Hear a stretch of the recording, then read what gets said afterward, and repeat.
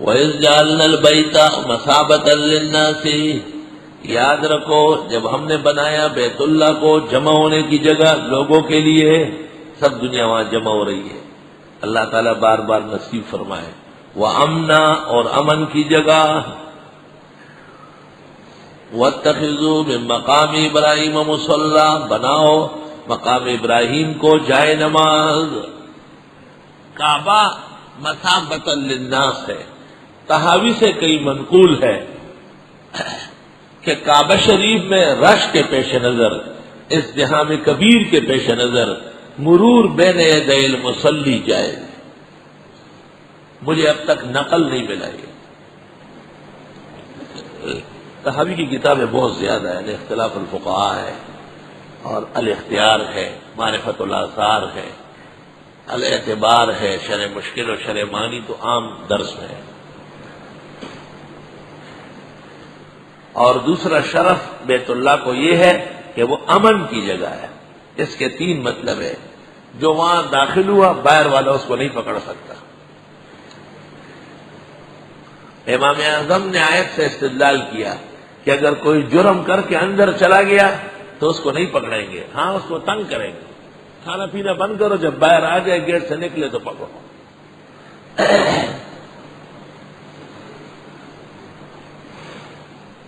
ابراہیم علیہ السلام جس وقت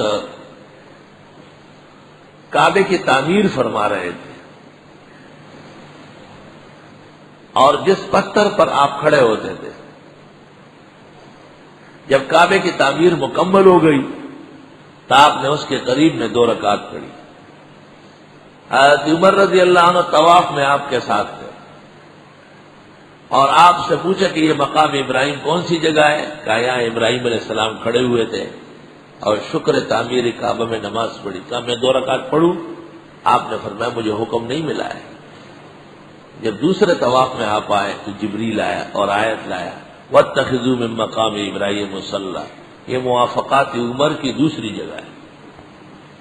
اور قیامت تک کے لیے ہر طواف کی تکمیل پر جب وقت نوافل پڑھنے کا ہو تو 2 رکعت پڑھنا واجب ہے۔ افضل و بہتر مقام ابراہیم کے آس پاس ہے، عموماً وہاں رش ہوتا ہے اور وہاں کھڑے ہونے سے لوگوں کو تکلیف ہوتی ہے، اس لیے حضرت عمر سے منقول ہے اور فقہ حنفی کا فتویٰ ہے کہ حرم میں جس جگہ چاہو پڑھ سکتے ہو، لیکن پڑھی جائے گی حرم میں، باہر نہیں۔ جس کو دوگانہ حرم کے طواف کہتے ہیں، دوگانہ طواف۔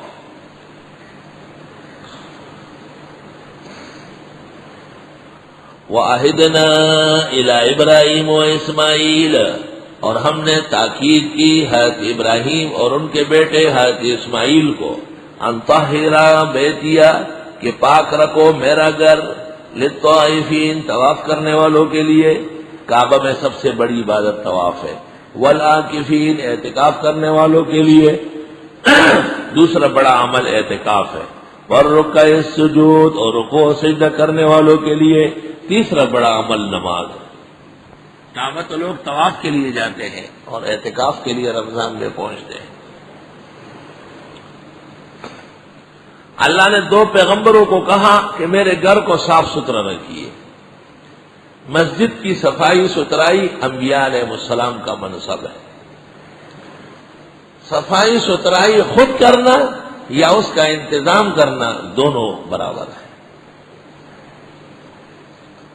ایک امام، ایک محتمم، ایک ناظم، اس کا فرض ہے کہ وہ ادارے اور مسجد کی صفائی ستھرائی کا خیال رکھے۔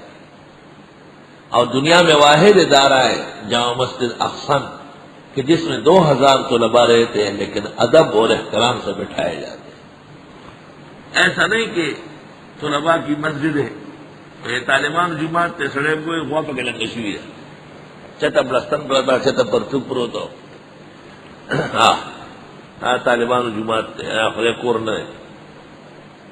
مسجد کے قریب میں جو گھر ہو وہ منحوس سمجھا جاتا ہے، کیوں؟ وہ بے ادبی کرتے ہیں۔ اللہ کے گھر میں بیان ہو رہا ہے، جماعت کھڑی ہے، دعا ہو رہی ہے اور وہ گھر میں گپے شپے مار رہا ہے، تو ایک نہ ایک دن اللہ ان کو غرق کر دیتا ہے۔ ورنہ مسجد کے قریب گھر ہونا باعث فضل و شرف ہے، اللہ ہمیشہ نصیب فرمائے۔ عزیز طلباء اور مسجد کے قرب و جوار اور دیگر مسلمانوں کو یہ تاکید ہے کہ ایڑی چوٹی کا زور لگائے اور روح کی طرح مسجد کی صفائی ستھرائی کا خیال رکھے. یہ تو وہ مسئلہ ہے جو سب بیان کرتے ہیں. ہمارے درس کا مسئلہ سن لو. امام بخاری سے التاریخ الکبیر میں منقول ہے، عبداللہ بن مسعود کہا کرتے تھے لأن أرى نارا في المسجد لأن أرى نارا في المسجد تحرق خير أن أرى فيه محدثا يحدث. مسجد میں آگ لگ گئی اور مسجد جل رہی ہے، یہ بہتر ہے کہ مسجد میں بدعت ہو جائے. التاریخ الکبیر للبخاری فی ترجمت عبداللہ بن مسعود رضی اللہ عنہ. صفت الصفہ ابن الجوزی کا، الکامل فی التاریخ ابن الاسیر کی، تاریخ ابن عساکر تمام معتبرات میں ہے کہ ابن مسعود کہا کرتے تھے کہ میں آگ دیکھوں کہ مسجد کو جلا رہی ہے، یہ بہتر ہے کہ میں بدعت دیکھوں اور مسجد میں ہو رہی ہے. دعا مانگتے مانگتے قال اللہ تعالیٰ فی شان حبیبی ان اللہ و ملائکتہ والشرم نہیں آتی بے شرم. یہ دعا کے آداب میں سے درود کا ذکر ہوا تھا، آیت کا ہوا تھا. اور سب حکم ہے صفحے بنانے کا، یہ بیٹھا رہے گا بیٹھا رہے گا. جب جماعت کا وقت آ گیا یہ کھڑے ہو جائے گا. وہ حی علی الصلاۃ پہ قیام کا کیا مطلب تھا؟ یہ شرع قائم میں غلط سند کی عبارات ہدایہ نے کیوں ذکر نہیں کیا اس کو؟ کیونکہ یہ عام قواعد کے خلاف بات تھی. اور تحتاوی علی الدر میں ہے، جیسے تحتاوی علی المراقی ہے، اس طرح در مختار پر بھی ہے. سید احمد تحتاوی ابن عابدین کا استاد ہے، اسی نے اسی میں نقل کیا ہے کہ یہ جو ہمارے ہاں متون میں اور کئی شروع میں آیا ہے کہ شوال کے 6 روزے مستحب ہے، یہ متاخرین کا قول ہے. متقدمین احناف متفق ہے کہ شوال کے 6 روزے مکروہ ہے. اس تحتاوی نے حی علی الصلاۃ پر قیام کے مسئلے میں لکھا ہے کہ یہ اس وقت جب چھوٹی مسجد ہو اور صفیں درست ہو رہی ہو، اگر صفوں کا خطرہ ہو تو پہلے سے کھڑا ہونا چاہیے. تسویۃ الصفوف واجب ہے، اور حی علی الصلاۃ پر قیام اول تو ہے نہیں، اگر ہے تو مستحب لکھا ہے. اور مستحب کا اور واجب کا جب تعارض آ جائے تو اعتبار واجب کا ہے نہ کہ مستحب کا ہے.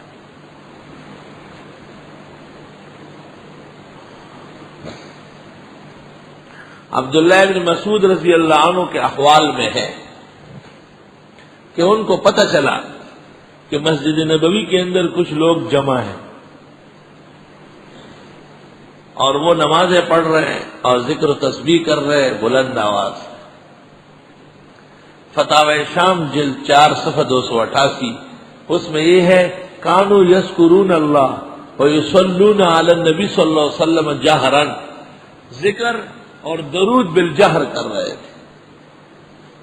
ابن مسعود کو کسی نے کہا کہ مسجد نبوی میں کچھ لوگ آئے ہیں زور زور سے صلاۃ و سلام پڑھ رہے ہیں. فقام، ابن مسعود اٹھے، وَلَبِسَ الْبُرْنُسَ اور چوغا پہن لیا، وَأَخَذَ الْعَصَا اور لاٹھی لے لی اور مسجد آئے.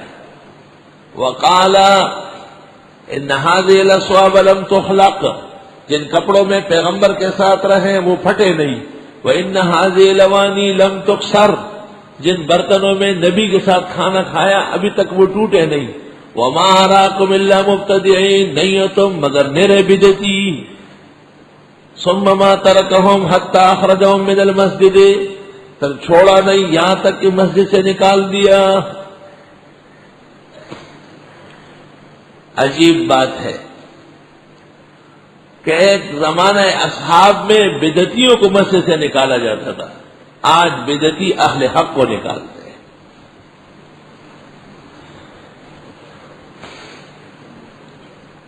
خیرت کا نام جنو رکھ دیا، جنو کا خیرت، جو چاہے آپ کا حسن کرشمہ ساز۔